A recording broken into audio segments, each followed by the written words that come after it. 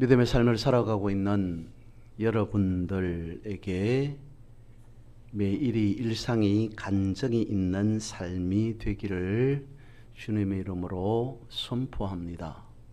성경에 보면 야곱의 노년에 자신의 인생을 돌아보면서 야곱은 참으로 험악한 세월을 살아왔다라고 그렇게 합니다. 틀린 말은 아니죠. 근데 다르게 생각해 보면 하나님께서 야곱을 험악한 세월을 살게 하지 않으셨습니다. 그가 어떤 인생을 살았다고 하든 하나님께서는 야곱에게 어떤 삶의 간정을 주셨냐면 이스라엘이라고 하는 간정을 그의 삶 속에 허락해 주셨습니다. 야곱이라고 하는 한 사람, 본인의 삶을 되돌아보아서 고백한 것과 같이 험악한 삶을 살아설는지는 모르나 하나님께서 야곱을 바라보면서 하시는 간증은 너는 이스라엘이다. 한 사람이 한 나라를 하나님의 나라를 대표하는 인물. 야곱이 자신의 인생을 되돌아보면서 나는 힘들고 어려웠지만 그럼에도 하나님께서는 나에게 이스라엘이라고 하는 엄청난 은혜를 축복을 허락해 주셨습니다 라고 간증하는 것이 맞다라고 하는 것입니다. 오늘 여러분들의 삶은 어떻습니까? 여러분들의 매일이 하나님의 살아계심으로 큰 회복이 있음을 간증하는 삶이 되기를 소망합니다. 오늘 본문의 말씀, 이스라엘은 어땠을까요? 예레미야 시대 이스라엘은 여전히 힘들었습니다. 나라는 무너지고 사람들의 말조차 위로가 되지 않습니다.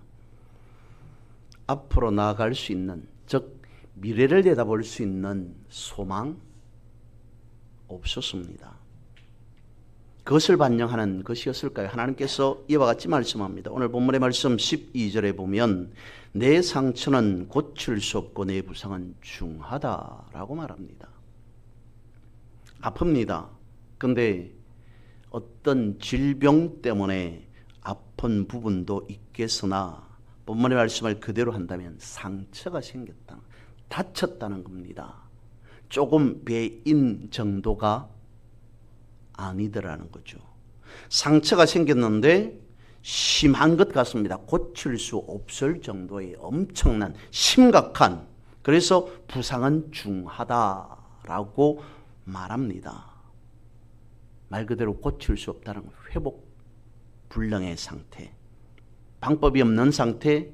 이스라엘 백성들이 느끼기로는 전혀 가망이 없고 낙심할 수밖에 없는 상황을 말해주고 있습니다. 그래서 12절에서 16절까지의 말씀에는 치유될 수 없는 상처를 언급하고 있습니다. 본문에 있는 고칠 수 없다라고 하는 원어인 아나쉬라고 하는 것은 육적인 어떤 문제뿐만 아니라 영적인 부분에 이르기까지 육적으로 영적으로 완전히 포기된 상태를 두고 고칠 수 없는 상태, 인간적으로 아무리 노력하고 애쓸지라도 불가능한 상태. 그 이유가 어디에 있을까요? 다름 아닌 범죄였기 때문입니다. 이스라엘, 그리고 성도인 우리가 생각해 봤을 때에 믿음의 삶을 살아간다고 하지만 타락해가는 과정이 있습니다. 처음에는 임마누엘이었습니다. 하나님이 나와 함께 하십니다. 하나님이 이 나라 이스라엘과 함께 하십니다. 하나님이 우리를 버리지 아니하셨습니다 라고 하는 아멘이요 할렐루야의 삶을 살아갑니다. 그러다가 점점 더 세월이 가면 갈수록 하나님께로 라고 하는 것이 아니라 세상을 주목하게 되어지죠. 세상을 바라보게 됩니다. 세상과 친숙하게 되어집니다. 그러면서 가끔씩 문제가 생기면, 잘못된 일이 일어나게 되면 소위 불행이라고 하는 것이 부딪히게 되어지면, 그러한 현상 속에서 이제 하나님이라고 찾습니다. 거기에서 그치지 않습니다. 나중에 또 가면 결국 좋은 일이 있을 때뿐만 아니라 어떤 문제가 좋지 않은 일이 있어지라도 하나님을 찾지 않습니다. 오늘 본문의 말씀 가운데에서 상처가 중하다라고 하는 것은 우리가 알듯이 매우 심각한 상태라는 것입니다. 그 이유를 14절에서 말씀하고 있습니다. 내 악행이 많고 내 죄가 많기 때문에 라고 설명하고 있습니다. 상처가 깊을 대로 깊어진 상태. 그럼에도 하나님 앞에 회개하지 않는 무모함, 회개하지 않는 완악함, 그것을 드러내는 것 같습니다. 그렇다면 돌이킬 수 없는 상처 앞에서, 문제 앞에서 우리는 어찌해야 하는가? 그럼에도 목숨은 붙어 있습니다. 문제가 생겼습니다. 도저히 이렇게 해서 살 수 없을 것 같다라고 하지만 그럼에도 살아서 호흡합니다. 그러면 어찌해야 합니까? 모든 것을 내려놓아 버려야 합니까? 그건 아니라는 거죠. 하나님께서 바라시는 것이 그것이 아니라는 것입니다. 그러면 믿음의 사람은 회개해야 합니다.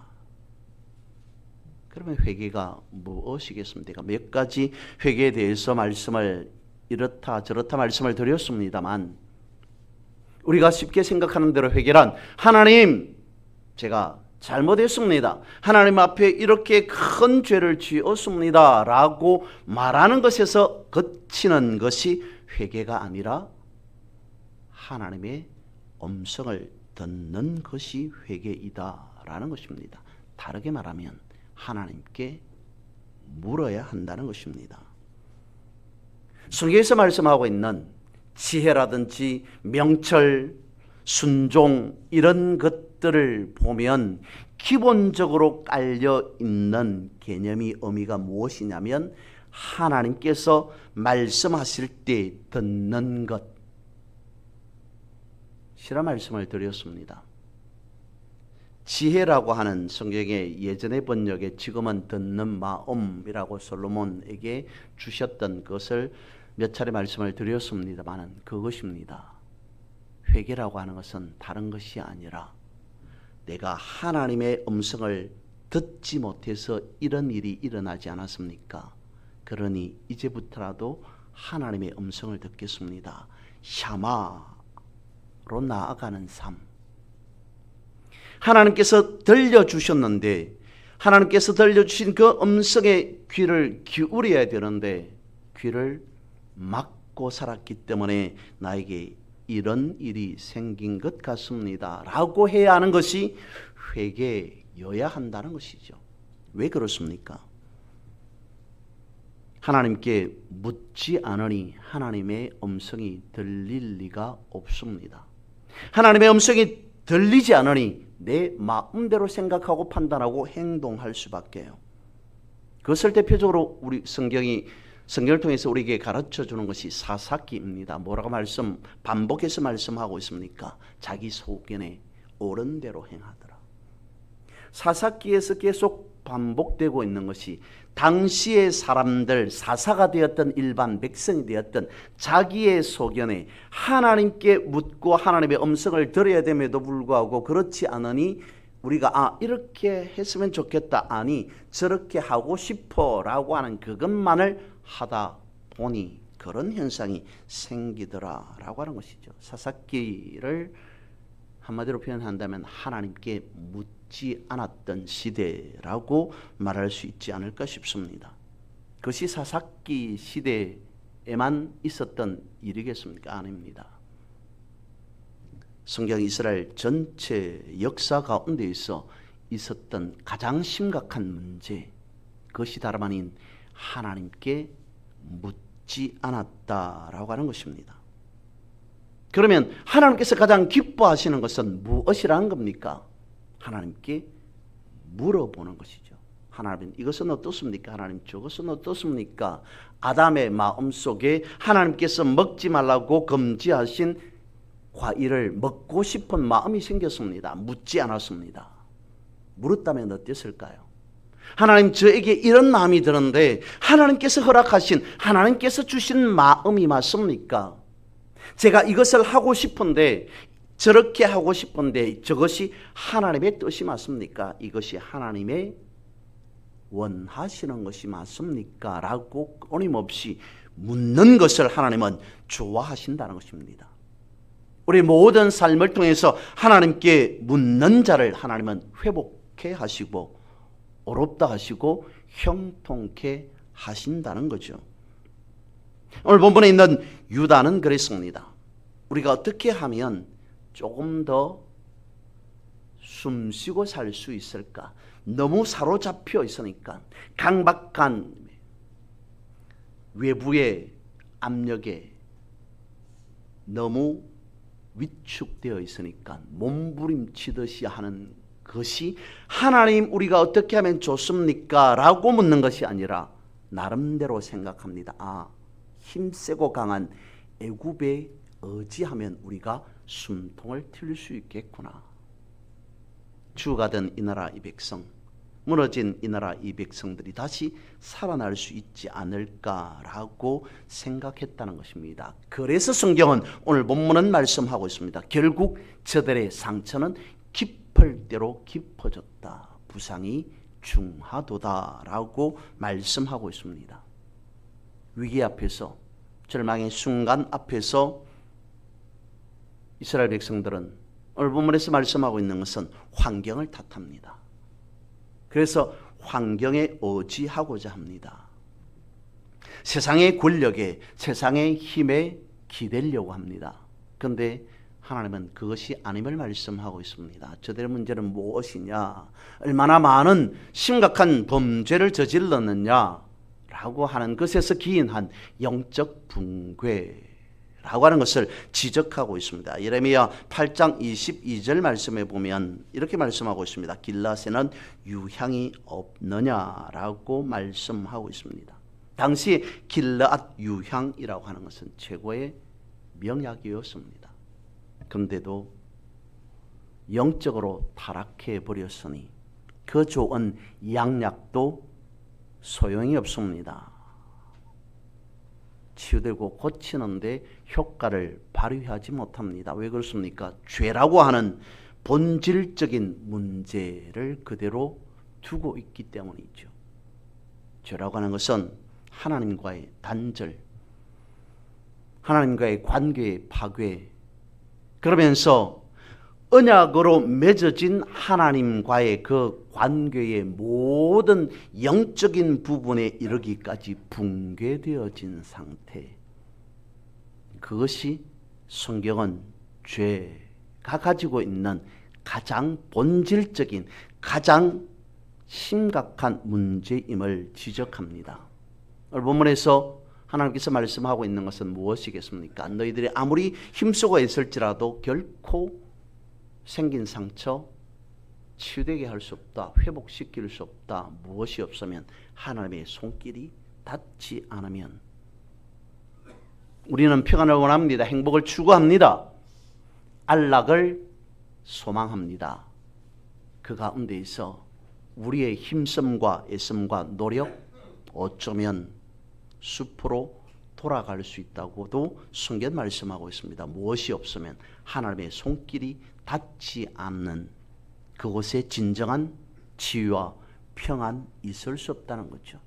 눈에 보이는 치유, 안락, 평안, 행복 있을 수 있습니다. 그러나 근본적인 치유와 평안은 하나님의 손길 없이는 있을 수 없다는 것이죠. 그러면 죄가 무엇인가 라고 하는 것을 우리는 유추해 볼 수 있습니다. 무엇이겠습니까? 이스라엘 백성들이 끊임없이 반복하여서 지었던 죄, 그러면서 성경이 우리에게 말씀해 주고 있는 여러분 죄라고 하는 것을 제대로 보셔야 합니다 라고 할 때의 죄는 하나님께 묻지 않는 것이 죄라는 것입니다. 그러면 이런 죄에서 벗어날 수 있는 유일한 방법은 무엇이라는 겁니까? 하나님께 묻는 거라는 거죠. 그것을 회개라고 우리는 생각해 보아야 한다는 것입니다. 그러니까 묻는 것이 회개라는 것은 묻는 것 자체가 회개라는 것이 아니라 묻지 않았기 때문에 다시 또 회개해야 할 일이 발생하더라는 것이죠. 예를 들어서 생각해 봅니다. 어떤 일이 생겼습니다. 해결할 수 있는 방법을 모릅니다. 그러면 어떻게 합니까? 그 문제를 해결해 줄 수 있는 사람을 찾아가서 조언을 구하게 되어지죠. 자문을 요청하게 됩니다.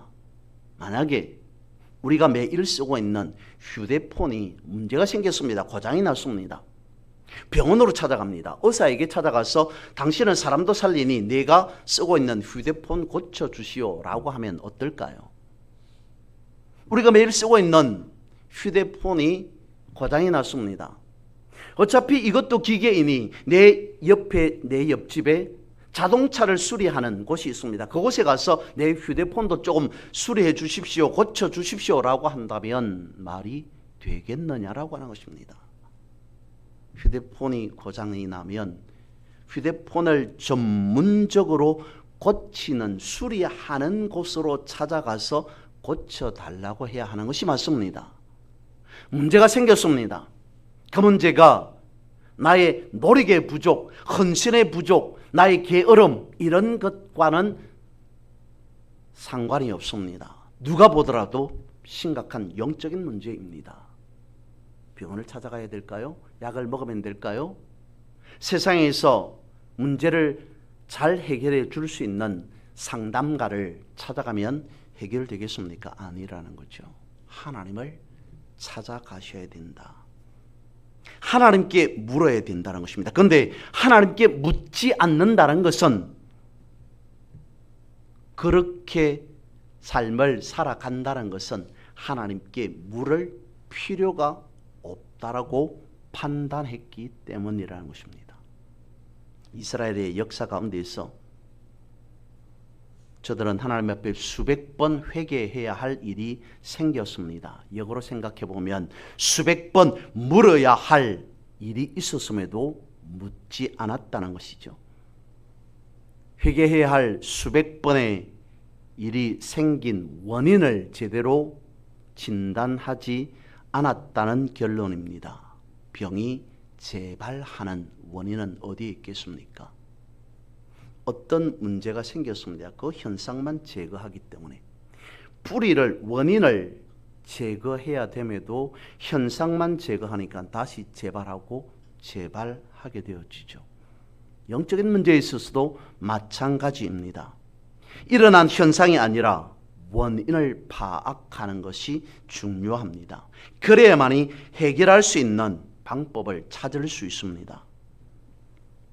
성경이라고 하면 무엇입니까? 하나님께서 이러신 말씀입니다. 하나님께서 사람을 향해 끊임없이 말씀하셨다라고 하는 것이 성경입니다. 그러면 하나님은 우리와 무엇 하기를 원하신다는 겁니까? 대화하기를 원하신다는 거죠. 성경이 그것을 기록해 놓고 있습니다. 하나님께서 이스라엘 백성 저들과 어떻게 대화하셨는가라고 하는 것을 기록해 놓고 있습니다. 그런데 문제는 이스라엘의 역사 가운데에서 일이 일어나고 난 뒤에, 사건이 터지고 난 뒤에 오늘 본문의 말씀대로 한다면 상처가 고칠 수 없는 지경에 이르렀어야, 부상이 중다한 상태에 이르렀어야 그때에서 묻는다는 것입니다. 아니, 오늘 본문의 말씀에 보면 묻지도 않았다는 거죠.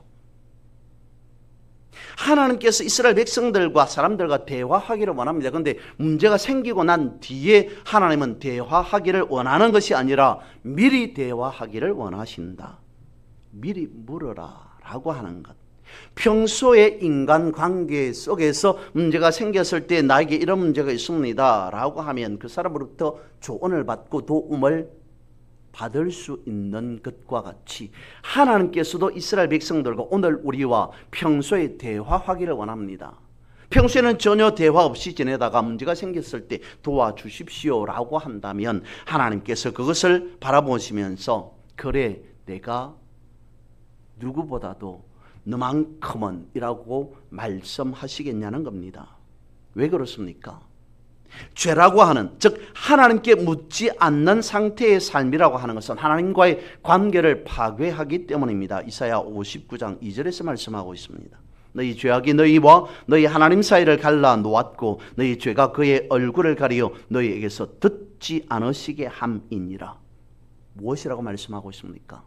우리가 하나님과 대화하기를 원하지 않는다면 하나님도 그러기를 원하지 않는다. 이렇다 저렇다라고 우리에게 말씀해 주지 않는다는 겁니다. 말씀해 주고 싶지 아니하신다는 겁니다. 결국 문제의 원인은 어디에 있다는 것입니까? 하나님과의 관계의 분리. 그것이 결국 죄라고 하는, 그리고 당시의 이스라엘 백성들, 그리고 오늘 우리가 느끼는 문제의 발생, 그것도 어느 정도가 아닌 심각한 문제의 발생. 그래서 죄는 회복을 가로막는 장벽이 되어줍니다. 예레미야 30장 14절입니다. 내 악행이 많고 내 죄가 많기 때문에. 예레미야는 이스라엘 회복이 늦어진 이유가 죄 때문이라고 말합니다. 죄는 회복을 가로막는 보이지 않는 장벽이라는 것이죠. 그래서 치유와 회복은 그 죄의 문제를 드러낼 때부터 시작되어진다는 것입니다. 죄는 반드시 고백을 통해서 끊어내야 한다는 것이죠. 요한 1서 1장 9절에서 말씀하고 있습니다. 만일 우리가 우리 죄를 자백하면 그는 미쁘시고 의로우사 우리 죄를 사하시며 우리를 모든 불의에서 깨끗하게 하실 것이요 라고 말합니다. 이때의 자백이라고 하는 헬라를 보면 호몰로게오라고 되어 있습니다. 호모라고 하는 똑같다, 동일하다라고 하는 그 말과 그리고 레고, 로고스라고 하는 말하다라고 하는 말이 겹쳐져서 합성어로 이루어진 것이 자백입니다. 무엇이냐면 똑같이 말한다는 거죠. 그리고 한 말에 동의하는 것이 오늘 우리의 성경에 기록하고 있는 자백, 고백이 되어집니다. 하나님의 말씀에 우리가 동의하고 하나님께서 이렇게 말씀하셨으면 나도 그렇게 말하는 것, 하나님께서 저렇게 말씀하셨으면 나도 저렇게 말하는 것, 똑같이 말하는 것, 즉 하나님의 말씀에 순종함이 자백이라는 것입니다. 그럴 때에 죄는 끊어지게 되어진다. 은혜도 마찬가지입니다. 상처를 인정하는 데에 은혜는 시작되어집니다.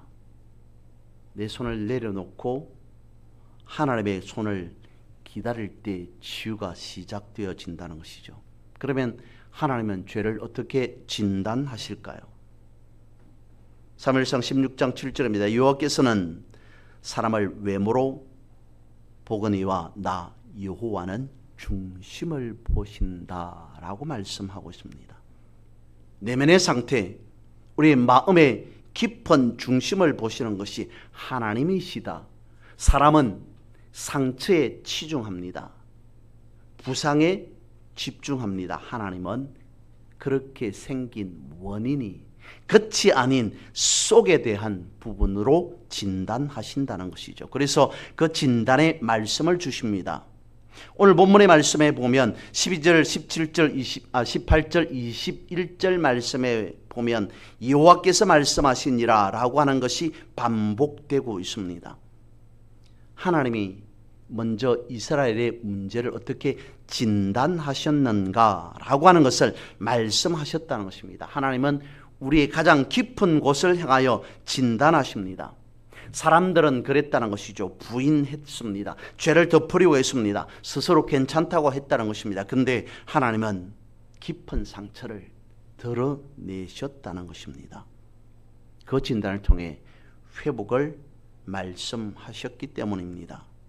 다시 본문의 말씀 12절 봅니다. 내 상처는 고칠 수 없고 내 부상은 중하다라고 드러내신 이유, 그것은 그렇다 이스라엘 백성들, 여러분 너희들은 절망의 상태에 놓였다라고 말하고 싶은 것이 아니라 치유의 문을 열기 위한 진단의 말씀이라는 것이죠. 그래서 죄의 진단이라고 하는 것은 심판이 아니라 구원의 시작, 근원에 대한 회복의 시작을 의미한다는 것입니다. 이어서 17절에서 22절에서 말씀하고 있는 것은 이렇게 하나님의 진단으로 시작되는 것이 무엇이냐면 다름 아닌 근원의 회복이라는 것입니다. 17절 말씀에 보면 내가 너의 상처로부터 새 살이 돋아나게 하여 너를 고쳐줄 것이다. 우리가 잘 아는 고치다라고 하는 라파가 오늘 본문에서 등장합니다. 하나님께서 직접 친히 치유하시고 회복해 하신다라고 하는 것입니다. 사람의 인간적인 치유는 어떨런지 모르겠지만 성경에서 말씀하고 있는 하나님의 치유, 여호와의 라파라고 하는 것은 하나님께서 직접 주체로 등장하는 것. 그래서 다른 것을 치유하는 것이 아니라 근원을 치유하는 것이 라파라는 것입니다. 하나님 그렇게 말씀하셨습니다. 나는 너희를 치료하는 여호와니라. 하나님께서 치유하시는 그 방법을 오늘 본문에서 말씀하고 있습니다. 18절 말씀해 보니까 성읍은 폐허가 된 언덕 위에 건축되어질 것이다. 19절 말씀에 그들을 존귀하게 하신다라고 말씀을 하시면서 얼마만큼 존귀하게 하시느냐, 영도자들과 통치자들이 나올 것이다. 하나님께서 먼저 말씀으로 이스라엘 백성들의 영적인 상태를 진단했습니다. 심각한 상태라고 판단하셨습니다. 그런데 상처를 단순히 제거만 하시는 것이 아니라 상처난 그곳에 어떻게 해요? 새살이 돋아나게 하신다. 폐가 된 성읍 위에 다시 건축하시고 무너진 이스라엘의 영적 상태 그 위에 지도자들을, 통치자들을 세우신다라고 말씀하셔서 라파, 그러니까 치유의 절정이 무엇이냐면 본문의 말씀 22절입니다. 너희는 내 백성이 되겠고 나는 너희들의 하나님이 될 것이다. 하나님께서 말씀하시는 회복의 공식적인 표현이 바로 오늘 본문 22절입니다. 라파는 완성이라는 것이죠. 어떤 완성이라고 성경은 말씀하고 있습니까? 하나님과 사람과의 정확한 관계의 회복, 그것을 라파의 완성이라고 오늘 본문은 말씀하고 있습니다. 그러면서 개인 간의 문제만 회복되는 것이 아니라 공동체의 문제도 회복되어진다라고 하는 것을 18절과 19절에서 말씀하고 있습니다. 성읍이 재건되어지고 장막이 다시 세워지며 감사와 찬송이 일어나 공동체가 번성하게 되어지는 하나님의 치유의 결과, 근원을 회복해 하시는 하나님을 바라보면서 우리는 예배가 회복되고 공동체가 세워지면서 기쁨과 평안이 넘쳐나야 하리라 믿습니다. 그래서 단순히 상처가 사라지는 것이 아니라 상처난 그 자리에 하나님의 임재하심을 우리는 경험해야 된다는 것입니다. 그것이 근원을 회복해 하는 것이라는 거죠. 예수님께서 또한 그것을 말씀해 보여주셨습니다. 말씀하시고 보여주셨습니다. 수없이 많은 환자들을 낫게 하셨습니다. 고쳐주셨습니다. 각생 질병을 가진 자를 치유해 주셨습니다. 모든 관계를 회복해 하였다 라고 하면서 하나님 나라에 대해서 말씀하셨습니다. 그것을 두고 우리는 영적 고향이다 라고 말합니다. 예수님께서 말씀하신 하나님 나라 영적 고향, 그것을 두고 예수님은 근원에 대해서 말씀하셨다라고 하는 것으로 우리는 생각해 볼 수 있습니다. 이 시간 우리는 선포해야 합니다. 드러난 상처 가운데 하나님의 손길이 미쳐지기를 원합니다. 그래서 회복되고 완성되는 것을 우리가 믿음의 삶 속에서 체험하기를 원합니다. 선포하시고 살아가는 여러분 모두가 되어지기를 주님의 이름으로 선포하고 축복합니다. 기도드리겠습니다. 그러하신 하나님,